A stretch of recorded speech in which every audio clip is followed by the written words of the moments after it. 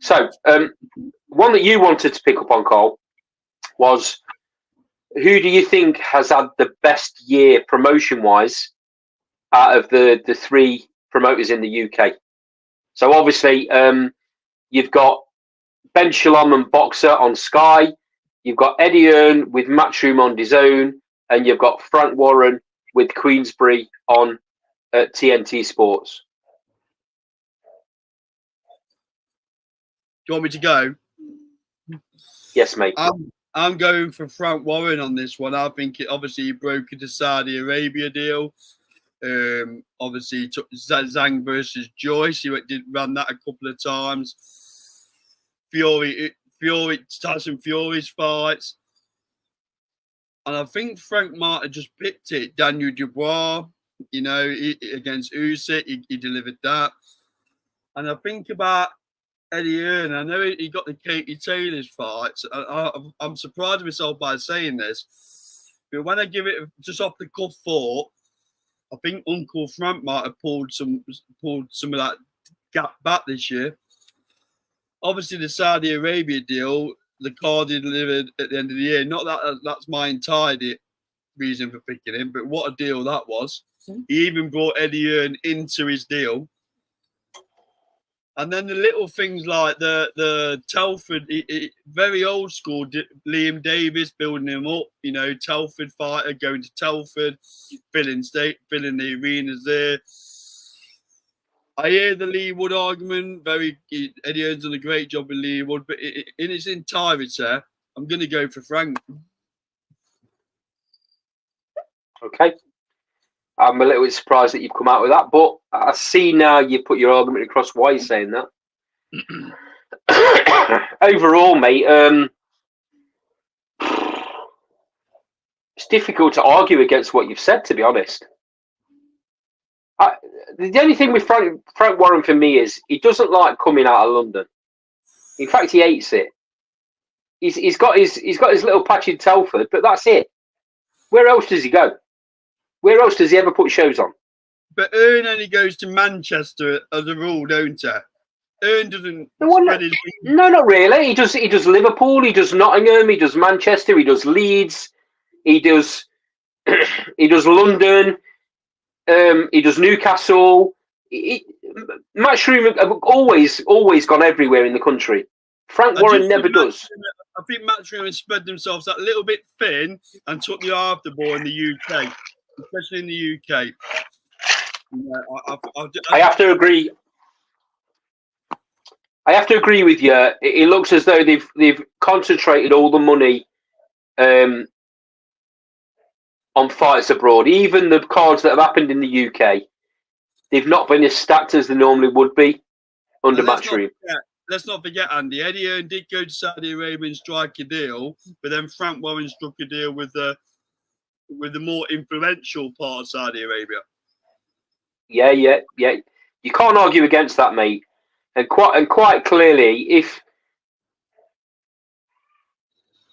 if Wilder had done his job on the 23rd, we'd be seeing a massive fight. Coming maybe March next year, we'd be seeing a gigantic fight. The fact that that's not happened, it's not down to anyone. It's not down to Warren. It's not down to Hearn. It's not down to AJ.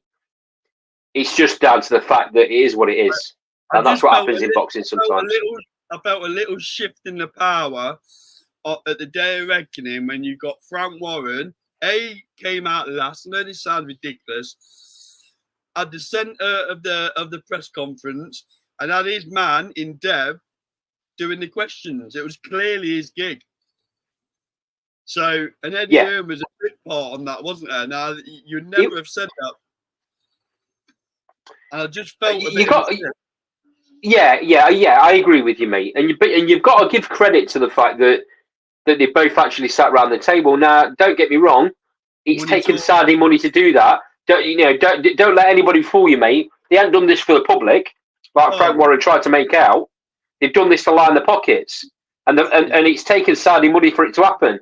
They've missed out on years and years and years of massive domestic fights because they can't put the egos to one side and say, okay, I tell you what we'll do. We'll take it in turns. Your fighter come over and fight my fighter on my channel.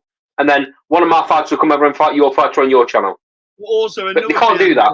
Another thing about Warren, he brought Better Biev over to London to fight Yard. Yeah. I agree, mate. He's definitely in the last year. I'm very in the last year, him, but you can't. Yeah. You know, in the last year, there's definitely been a significant shift. And he's clearly got into the ears of the Saudis, so he's doing something right. He's obviously got a bit of a friendship going on with Bob Arum at Top Rank as well, which helps. That helps make deals like the Better Biev deal against Yard. It's going to be interesting to see how Eddie Hearn comes out fighting in the new year, mate. But I think all in all, I have to agree. I have to agree with you. I wasn't going to say that. I was actually going to say Matchroom and Eddie Hearn, but now you've come with that argument. I can't disagree. I don't think. And it'll be interesting to see it'll be interesting to see where we are this time next year when he's had a year to work with the Saudis. Obviously, the Saudis, it's a Riyadh event that they're interested in, obviously, but there's going to be some massive fights next year. Huge. Obviously, starting off with the Tyson. I wouldn't be surprised if we're not sat here this time next year talking about Tyson Fury versus AJ that's just happened. Yeah. Well, there's a very good chat. Well, I actually think it'll happen in 2025, mate. I think Fury Usyk will be a 2-fight deal, and I think they'll only fight twice. Them two. I don't think they'll fight. I think they'll fight. Is it Feb? Did you say, or March that fight's been signed for? I think it's late Feb. I actually do think it'll happen on the 23rd of December, somewhere a bit similar to this year. Yeah, I'm not sure, mate. I don't see. I think you'll get the first Fury fight against Usyk, and then whoever loses will automatically get the rematch. And I don't think that'll happen in the summer. I only think they'll fight twice a year. I think you might get it in like October, something like that, which will stop the fight happening in December. But I do think the winner of that fight will fight AJ, though. Especially if AJ comes out with another massive fight. Well, AJ's going to go down the IBF route and fight Ergovic into. So that's one fight. It's looking that way. Because then that'll make. I mean, that makes sense because that makes him mandatory then. Yeah.